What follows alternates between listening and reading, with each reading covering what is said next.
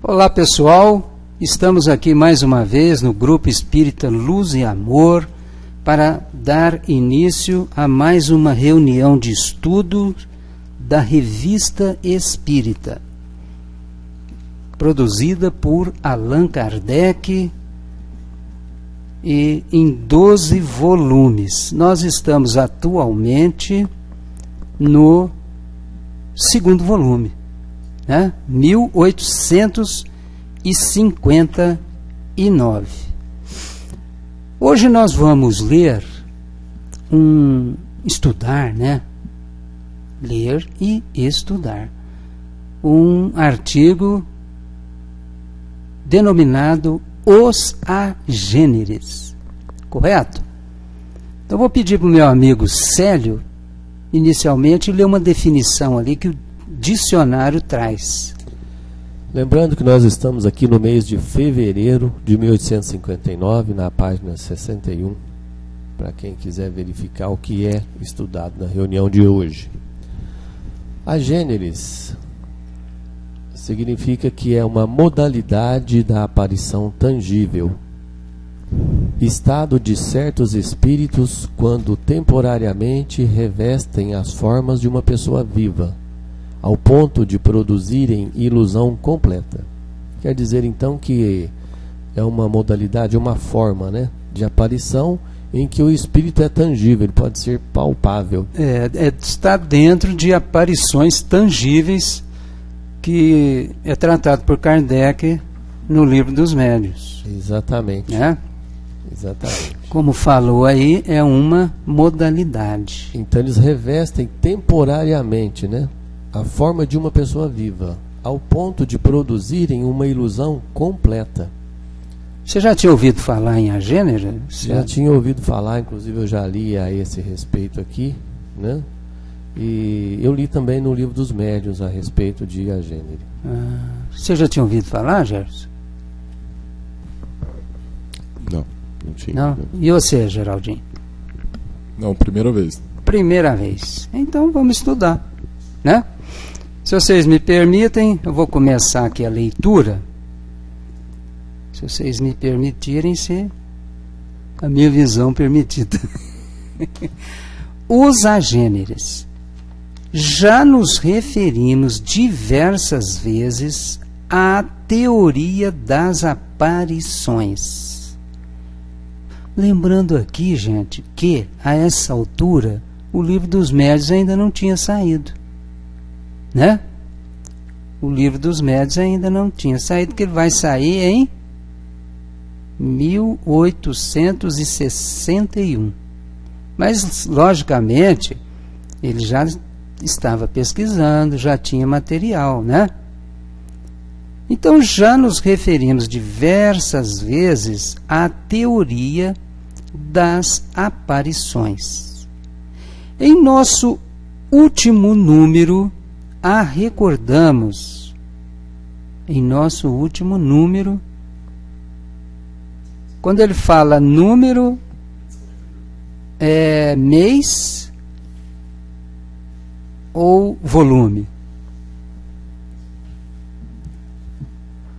Em nosso último número, a recordamos a propósito dos estranhos fenômenos que relatamos. Para melhor compreensão do que se segue, rogamos aos nossos leitores que a eles se reportem. É o artigo Sr. Adrian, médium vidente. É o segundo artigo, é de janeiro. Do Adrian? Isso. Adrian. É a revista. Quando a gente fala Adrian, a pronúncia é carregada para o inglês. É, Adrian. Agora, ele sempre lidou aqui na época com franceses, né?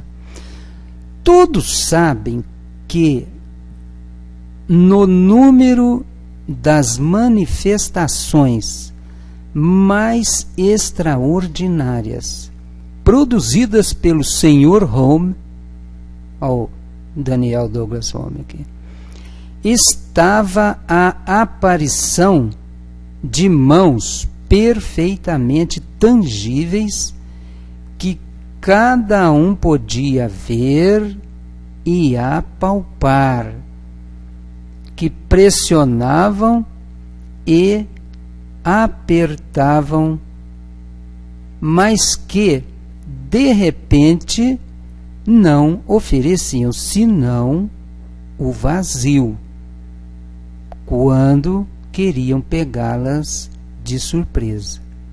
Eis aí um fato positivo que se produziu em diversas circunstâncias, atestado por numerosas testemunhas oculares.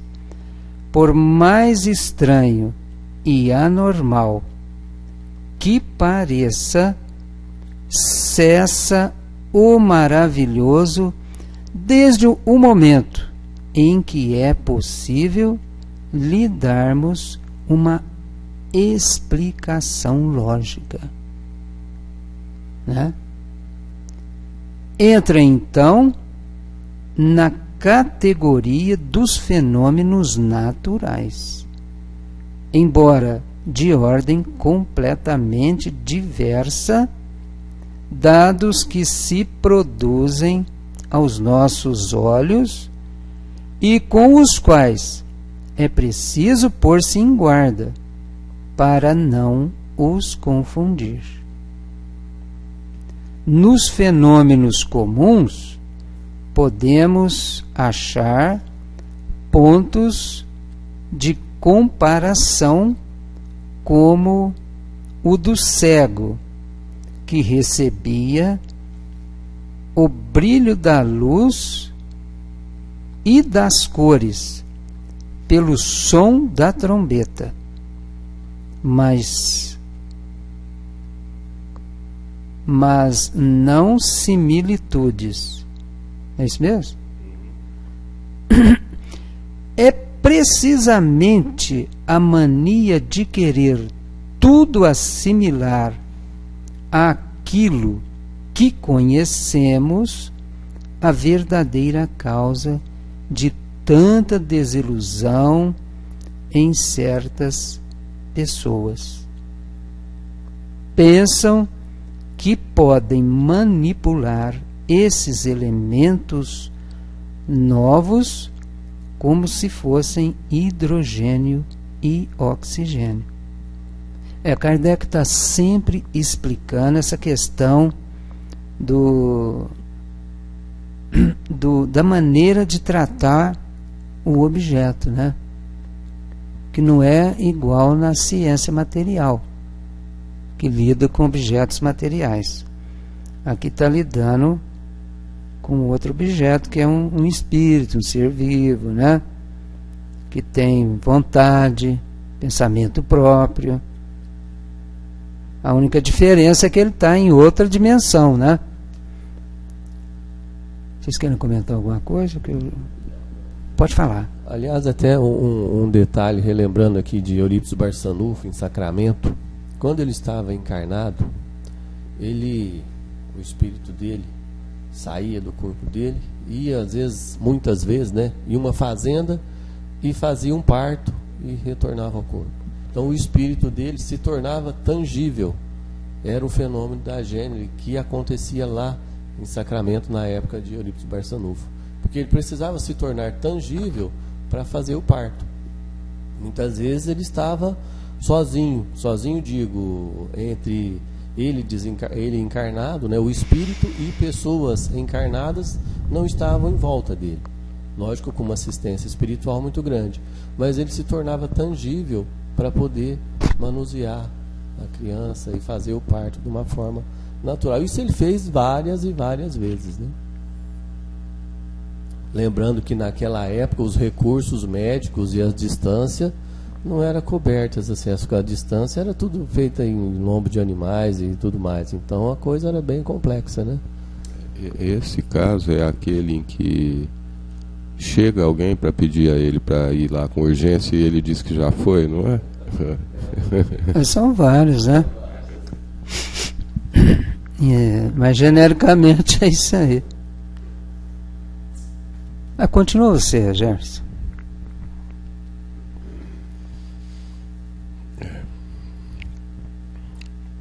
Bom, então... Parou em oxigênio. Parou em oxigênio. Ora, aí está o erro. Esses fenômenos estão submetidos a condições que escapam ao círculo habitual de nossas observações. É preciso, antes de tudo, conhecê-los e com eles nos conformarmos se quisermos obter resultados. É necessário, sobretudo, não perder de vista que esse princípio essencial, verdadeira chave da ciência espírita e agente dos fenômenos vulgares, é uma força física material que pode ser submetida às leis do cálculo, ao passo que nos fenômenos espíritas esse agente é constantemente uma inteligência que tem vontade própria e que não podemos submeter aos nossos caprichos. Quer dizer que o detalhe é esse, né? Não pode submeter aos nossos caprichos, tanto é que no começo da nossa leitura aqui, as pessoas poderiam ver, apalpar e pressionar, mas de repente não ofereciam senão o vazio quando queriam pegá-las de surpresa. Então, depende o quê? Só do espírito que quer se tornar tangível, da pessoa encarnada, não tem nada a ver. Aqui ele continua, né? Nessas mãos havia carne, pele, ossos, unhas reais? Não, evidentemente. Era apenas uma aparência, mas de tal ordem que produzia o efeito de uma realidade. Se um espírito tem o poder de tornar visível e palpável uma parte qualquer de seu corpo etéreo, não há razão para que não o possa fazer com os outros órgãos. Suponhamos que um espírito estenda essa aparência a todas as partes do corpo. Teremos então a impressão de ver um ser semelhante a nós, agindo como nós, quando não passa de um vapor momentaneamente solidificado. Tal é o caso do louquinho de Bayonne, que é outro artigo que nós temos aqui na revista. A duração dessa aparência está submetida a condições que nos são desconhecidas.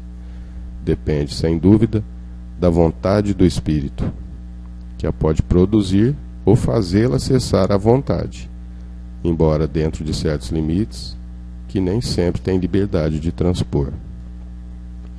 Interrogados a respeito, bem como sobre todas as intermitências de quaisquer manifestações, os espíritos sempre disseram que agiam em virtude de uma permissão superior. Quer dizer que até eles são tem que eles não dependem só deles também. Assim, eles têm que ter essa permissão superior, né?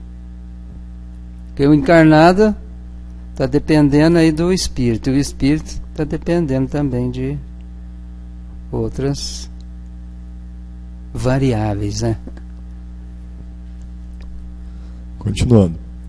Se a duração da aparência corporal é limitada para certos espíritos, podemos dizer que, em princípio, ela é variável e que pode persistir mais ou menos tempo.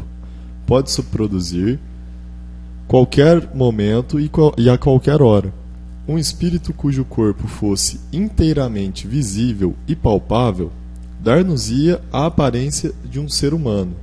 Poderia conversar conosco, sentar-se em nosso lar, como qualquer visita, pois o tomaríamos como um de nossos semelhantes. Ele já está preparando, né? Há registros desse tipo de aparição, né? Vamos lá? Partimos de um fato patente: o aparecimento de mãos tangíveis para chegar a uma suposição que lhe é consequência lógica. Entretanto, não a teríamos aventado se a história do menino de Bayonne não nos tivesse aberto caminho, mostrando-nos a possibilidade. Interrogado a respeito, um espírito superior respondeu que efetivamente podemos encontrar seres de tal natureza, sem que o suspeitamos. Acrescentou que isto é raro, mas que se vê. Como para nós entendermos... Às vezes a gente pode estar conversando com um estranho, que a gente nunca viu, e ser um agênere. Ser um espírito tangível. Né? Como para nós entendermos e necessitamos de um nome para cada coisa, a Sociedade Parisiense dos Estudos Espíritas o chama de agêneres, para indicar que sua origem não é o resultado de uma geração. O fato que segue ocorrido recentemente em Paris... Então, ó, aqui ele está explicando o nome agênere, né? Que sua origem não é resultado de uma geração. Agênere. Ele não foi gerado. Entendeu? O A aqui é negação. O fato que segue ocorrido recentemente em Paris parece pertencer a esta categoria. Então agora que ele vai narrar o grande... Continuando. Uma pobre mulher estava na igreja de São Roque e rogava a Deus que a auxiliasse em sua aflição. À saída, na rua Saint-Honoré, encontra um senhor que a aborda e lhe diz: Boa mulher, ficaríeis contente se arranjasse trabalho? Ela respondeu: meu bom senhor, peço a Deus que me conceda esse favor, porque estou muito necessitada. Pois bem, ide à rua tal, número tanto, procurai a senhora T, ela vos dará trabalho. Então continuou o seu caminho. A pobre mulher dirigiu-se sem demora ao endereço indicado. Com efeito, tendo um trabalho para mandar fazer, diz a senhora em questão: Mas como não o dissera a ninguém, como pôde a senhora vir me procurar? Então, a pobre indigente, avistando um retrato suspenso à parede, respondeu: Senhora, foi esse cavalheiro que me enviou aqui. Tem um retrato. Eis ela olhando o retrato na parede, né? Esse cavalheiro, replicou espantada a senhora. Mas isso não é possível. Isso é o retrato do meu filho, morto há 3 anos. Não sei como pôde ser isto, mas vos asseguro que foi esse senhor que acabei de encontrar ao sair da igreja, onde tinha ido pedir a Deus que me assistisse. Ele me abordou e foi ele mesmo que me mandou aqui. É uma pessoa, né? Ela não estranhou nada. A pessoa falou com ela, né? Quer dizer que é uma aparição de corpo inteiro. Exatamente, e tangível, né? Porque aqui não relata que ela tocou o corpo desse espírito, né? Mas acredito ele que dentro dessa aparição aqui, se ela cumprimentasse o outro, como por exemplo, tocaria a mão dele com tranquilidade, né? As aparições podem ser tangíveis ou não, né? Continuando, conforme o que acabamos de ver, nada haveria de surpreendente em que o espírito do filho daquela senhora, a fim de prestar um serviço à pobre mulher, da qual sem dúvida ouvira a prece, lhe tivesse aparecido sobre a forma corpórea para indicar-lhe o endereço da própria mãe. Em que se transformou depois? Sem dúvida no que era antes, um espírito. A menos que, continuando seu passeio, tenha julgado conveniente mostrar-se a outras pessoas sobre a mesma aparência. Essa mulher teria, assim, encontrado um agênere, com o qual havia conversado. Mas então, dirão, por que não se teria apresentado à sua mãe? Nessas circunstâncias, os motivos determinantes dos espíritos nos são completamente desconhecidos. Agem como bem lhe pareça, ou melhor, como disseram, em virtude de uma permissão sem a qual não podem revelar sua existência de modo material. Compreende-se, ademais, que sua visão poderia causar à mãe perigosa emoção. E quem sabe, se não apresentou a ela durante o sono ou de qualquer outro modo, e, aliás, não teria sido um meio de lhe revelar sua existência? É muito provável. Através da mulher, a mulher chegou lá, a mãe acabou sabendo, né? Comprovou, às vezes a mãe não era espírita, não tinha conhecimento espírita, então foi uma comprovação para a mãe de que existe a vida após a morte. Falar, poxa, como uma mulher que não me conhece, não conhece o meu filho, viu o meu filho na rua e apontou aquele retrato. Então, muitas vezes, se o espírito aparecesse para a mãe dele, poderia causar um transtorno tão grande na mãe que a gente desconhece. E ele se apresentou fazendo o bem, né? Exatamente. Com a intenção de ajudar. Então, deu a entender que ele estava bem, né? E um detalhe aqui, Tony, olha, que ainda continuando a leitura, é muito provável que tenha testemunhado aquela conversa entre as duas senhoras. Então é bem provável que o espírito estava na casa da mãe dele, testemunhando aquele fato. É lógico. Enquanto estava fazendo a leitura, eu estava pensando aqui, essa senhora, somente ela o viu, né? Então eu falei, mas ela poderia ser uma médium, vidente, né? E seria já um caso um pouco diferente. Mas aqui ele já não deixa nada mesmo passar batido, né? Porque ela ouviu só uma vez, né? Não, com certeza ele chegou a procurar saber sobre isso, então ela não tinha esse tipo de visão normalmente, quer dizer que realmente foi, né, o fenômeno provocado pelo espírito. E mais ainda, né? Porque o que ele diz aqui, que provavelmente ele estaria ali ouvindo aquela conversa, vendo as duas, quase que certeza que sim, né? Porque se ele passou o endereço, pediu, ele tinha muito interesse em que ela fosse, além de ajudá-la em mostrar à mãe que a sua existência prosseguia, né? Não nos parece que o louquinho de Bayonne deva ser considerado como um agênere, pelo menos nas circunstâncias em que se manifestou, visto ter tido sempre para a família o caráter de um espírito, caráter que jamais procurou dissimular.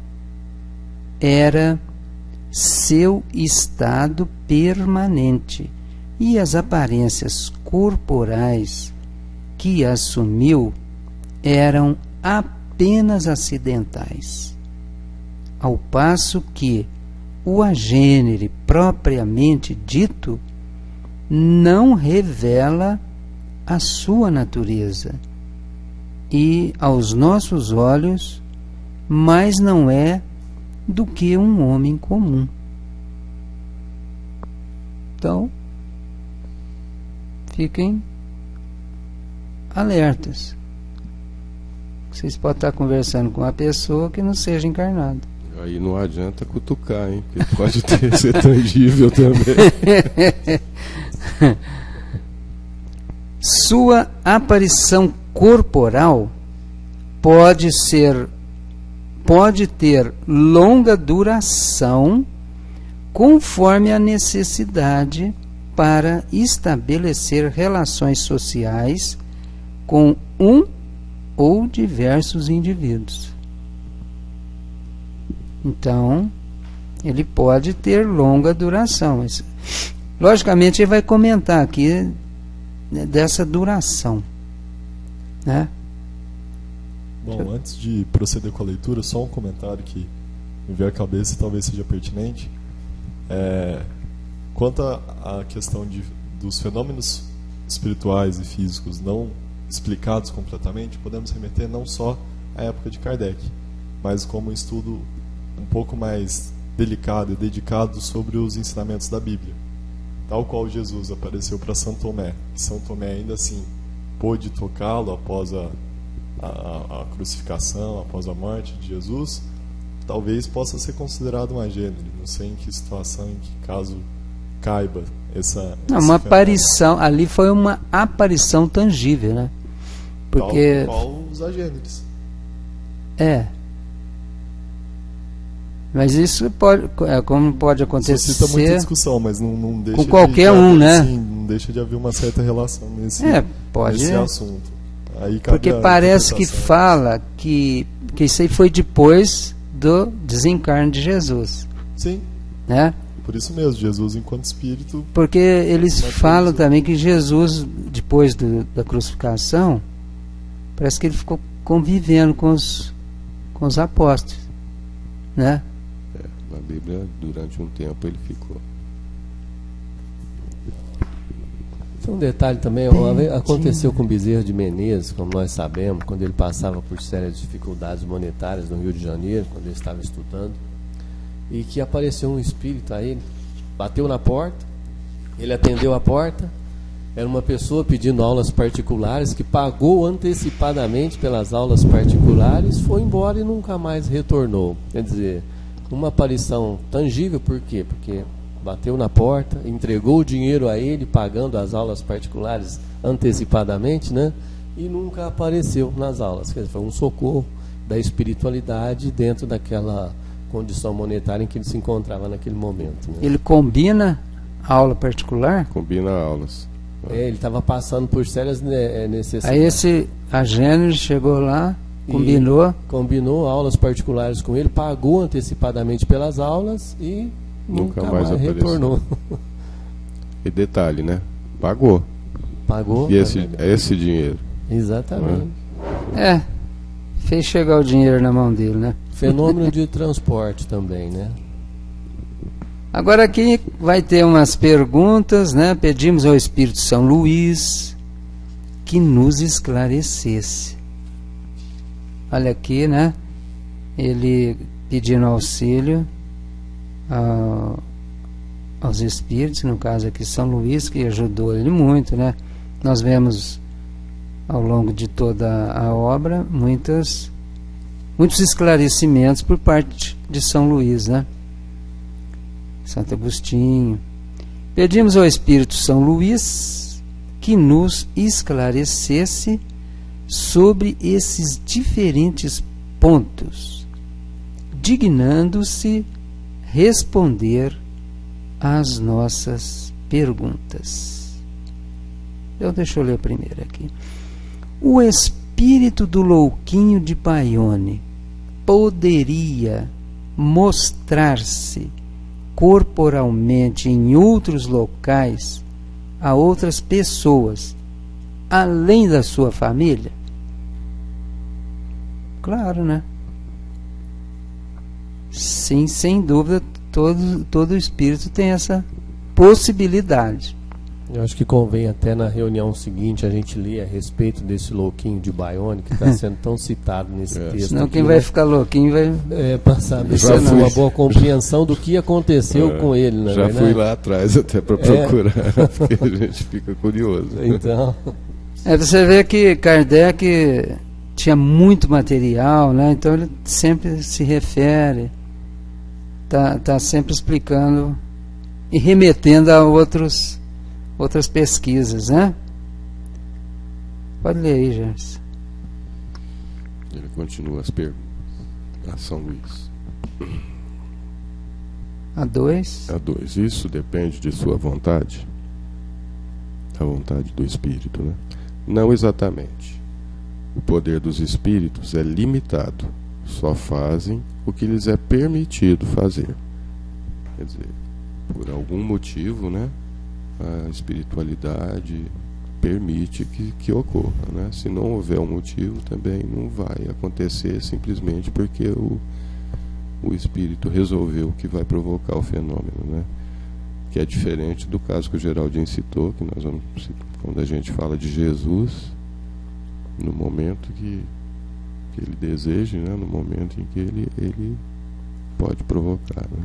Claro. Ele é o governador, né? Tem autonomia.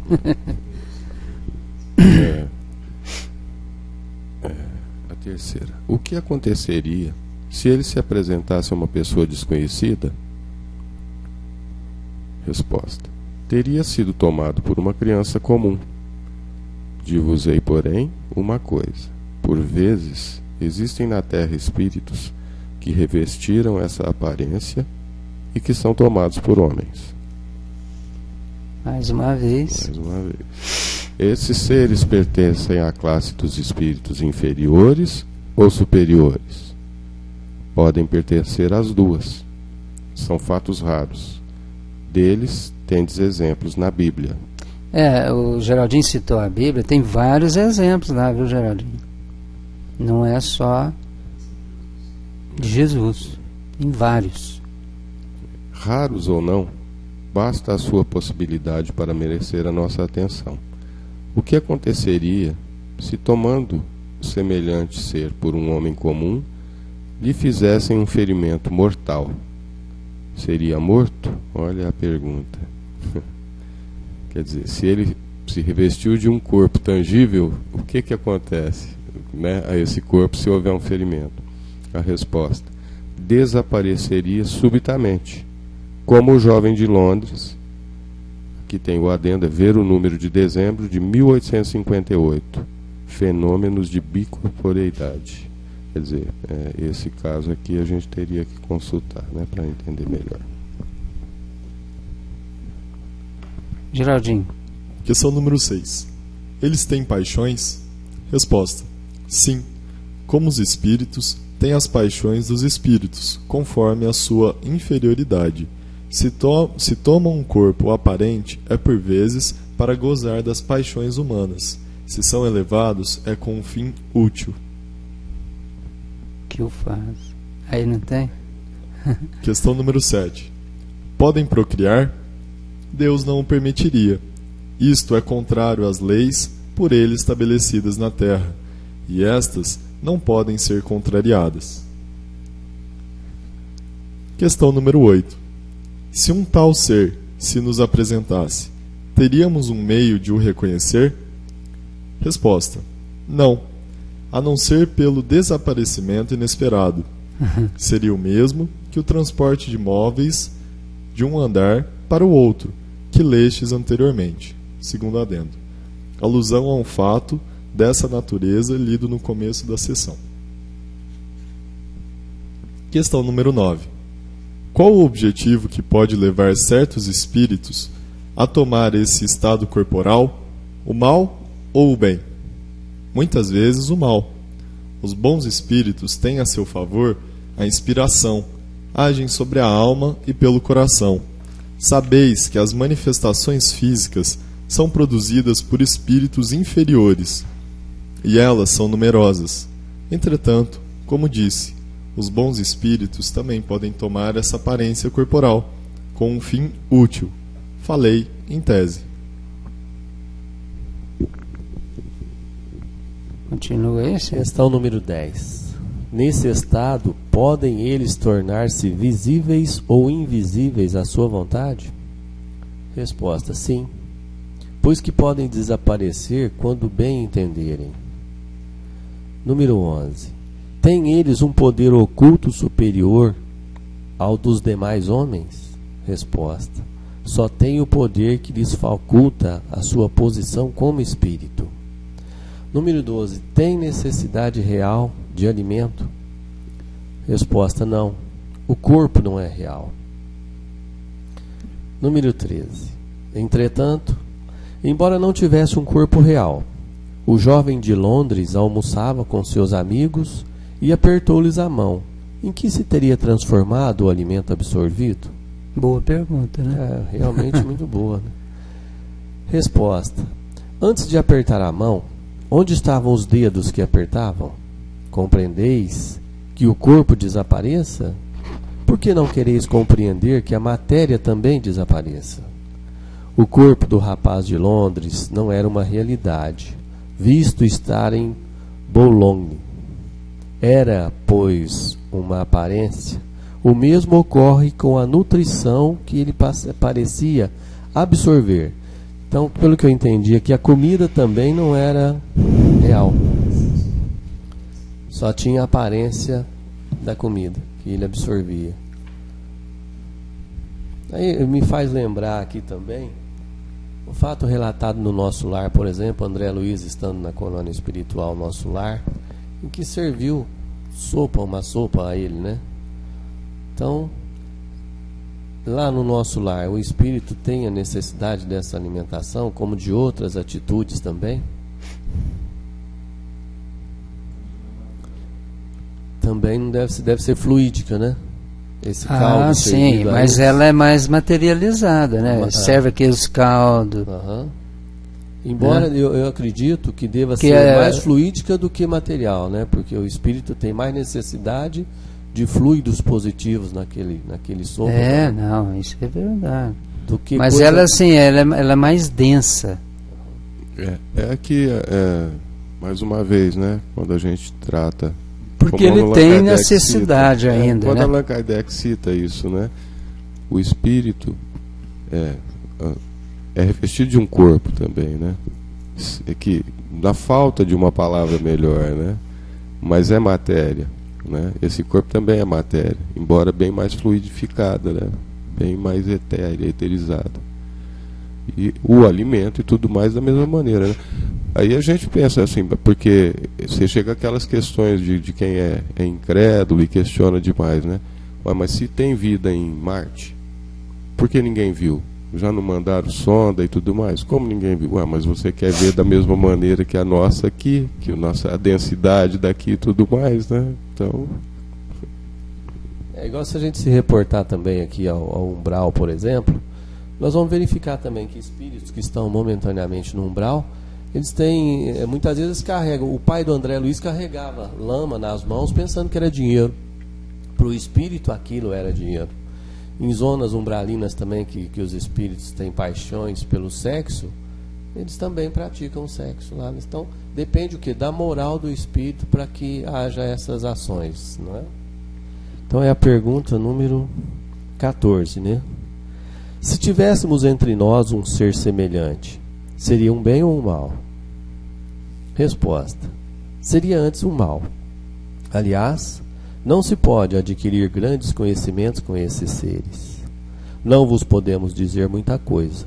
Tais fatos são excessivamente raros e jamais têm um caráter de permanência, notadamente as aparições instantâneas, como a de Baione. Então, isso aqui que o São Luís está falando é importante, Seria antes um mal. Aliás, não se pode adquirir grandes conhecimentos com esses seres. Não vos podemos dizer muita coisa. Tais fatos são excessivamente raros e jamais têm um caráter de permanência. Né? Quer dizer, isso aí não vai durar 2, 3 anos. A duração é menor. E a gente volta um pouco, né? Ele deixa claro aqui mais uma vez, né? Sabeis que as manifestações físicas são produzidas por espíritos inferiores, geralmente, né? Entretanto, como disse, os bons espíritos podem igualmente tomar essa aparência corporal com um fim útil, né? A mesma coisa da análise das comunicações, né? Depende muito da finalidade, né? Normalmente, geralmente, são espíritos inferiores que procuram isso em busca de sensações ainda da matéria, né? Às quais eles ainda estão muito presos. A pergunta número 15 responde bem um detalhe aqui da 14. O espírito familiar, protetor algumas vezes, toma essa forma? Resposta: absolutamente. Não dispõe ele de recursos interiores. Aliás, pergunta, né? É uma pergunta. Responde com outra pergunta. Absolutamente. Não dispõe ele de recursos interiores? Manipula-os com mais facilidade do que o faria sob uma forma visível, e se o tomássemos por um nosso semelhante. O espírito familiar protetor algumas vezes toma essa forma? que não, né? Ele dispõe de outros recursos interiores, que ele manipula com mais facilidade, né, do que o faria sob uma forma visível, né? Tal qual sua qualificação como protetor, provavelmente sua ordem seja um pouco mais sublime, e assim ele precisa menos de manifestações físicas, como cita a necessidade dos espíritos mais atrelados à matéria, ao corpo carnal e às sensações. E outra coisa, o espírito, por exemplo, protetor, o anjo de guarda, tal, né? Ele procura assim não aparecer muito para não interferir na individualidade do tutelado. Senão o tutelado fica dependente. É a questão dele deixar ao tutelado a liberdade de escolha e de ação, para não perder o mérito. A ação, respeita, né, muito isso daí. Ele dá uma indicação, uma intuição. Então ele tem um certo limite para que a gente pratique o ato, para que a atitude nós tenhamos o mérito da nossa atitude, né?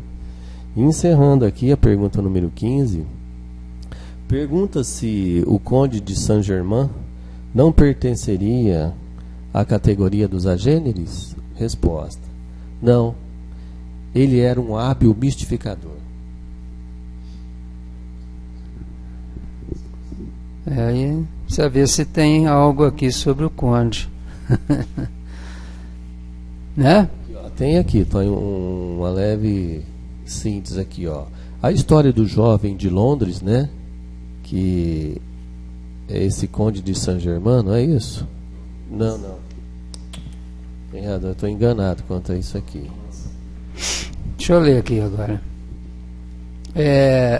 A história do jovem de Londres, relatada em nosso número de dezembro, é um fato de bicorporeidade, ou melhor, dizendo, de dupla presença. Porque aí o corpo fica num lugar e o perispírito tangível aparece em outro, né?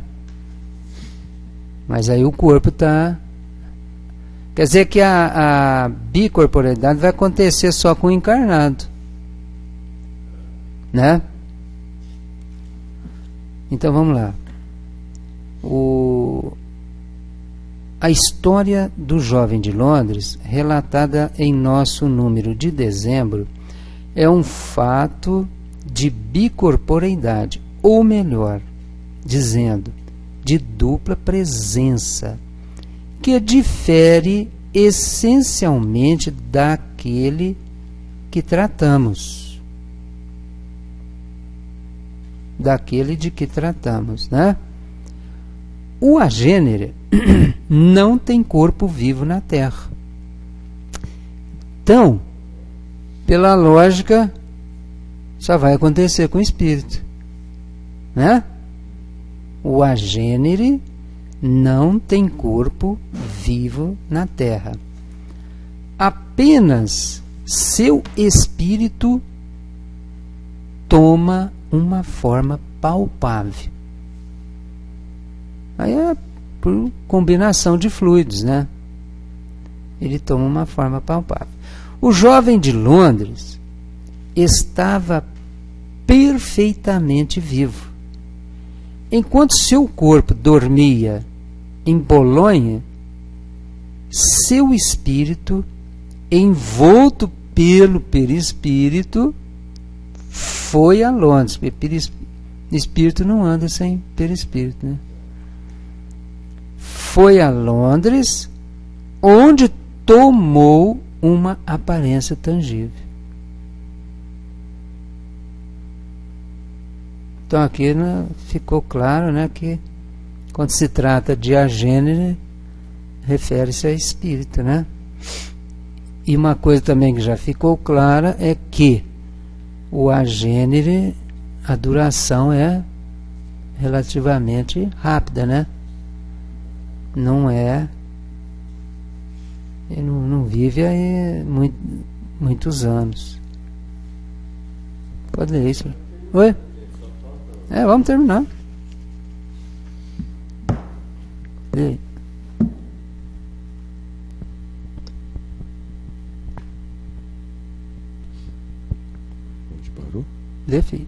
Conhecemos um fato quase análogo.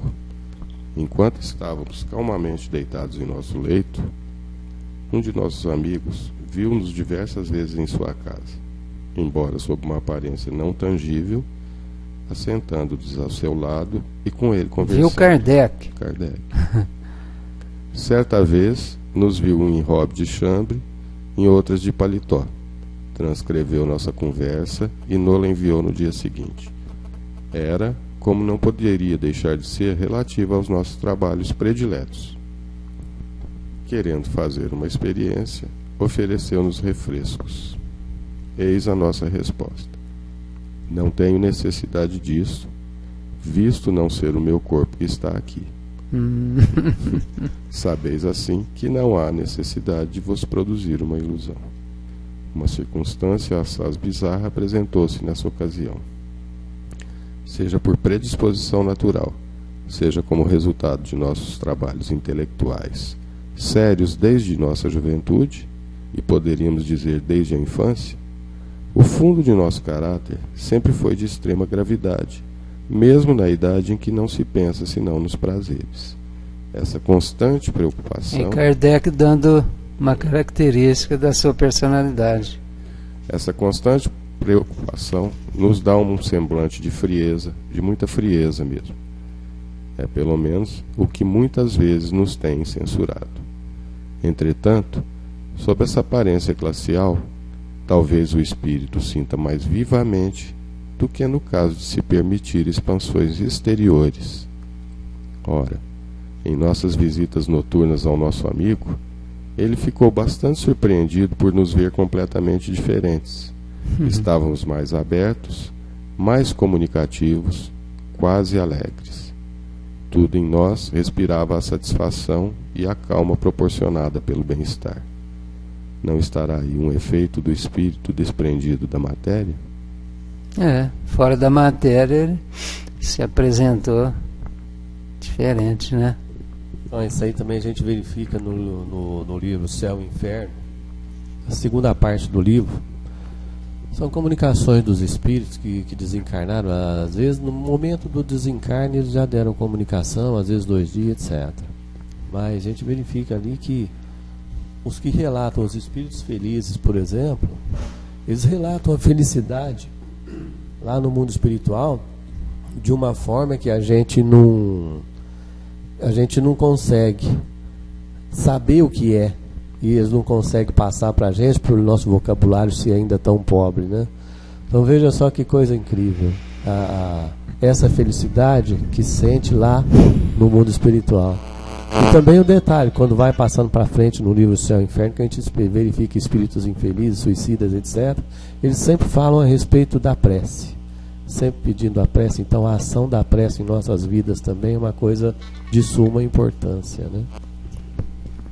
Só para finalizar, na edição da Edicel, um pouco mais antiga, tem um adendo falando a respeito dos agêneres, e quem tiver interesse no estudo, ele cita aqui algumas páginas notáveis, além da que damos acima. Elas se encontram nos livros A Gênese, capítulo 14, na edição da FEB de 1944, e Obras Póstumas, Estudos sobre a Natureza do Cristo, principalmente nos números 8 e 9. Em todas as passagens, Allan Kardec deixa bem claras as condições gerais que marcam a apresentação dos agêneres.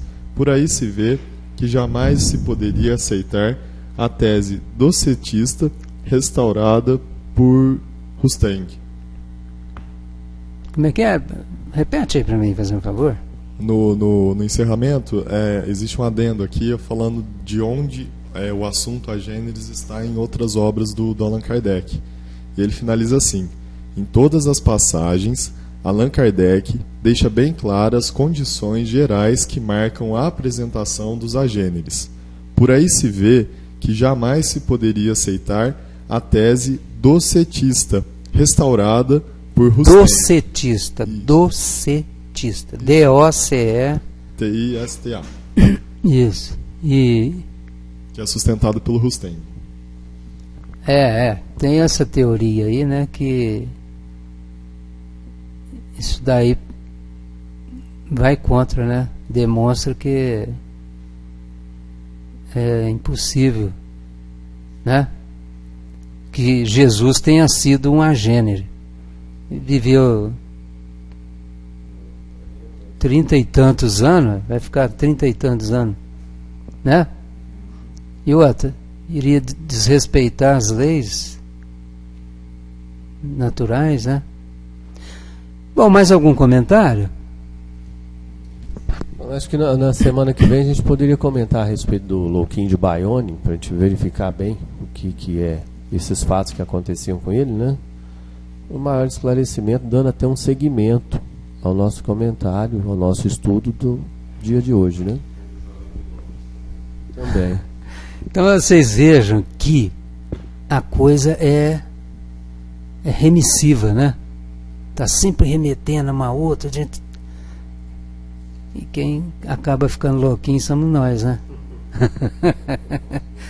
Então, mas isso não, assim, não desmerece de maneira nenhuma a obra de Kardec, porque é uma obra de pesquisa, né?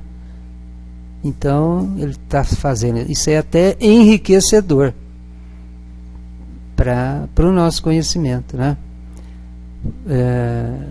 E demonstra a riqueza de material que ele possuía e a sua concentração nesse trabalho, né, da codificação, e dedicou a vida a isso, né? Bom, gente, então vamos encerrando por aqui, né? Até a semana que vem.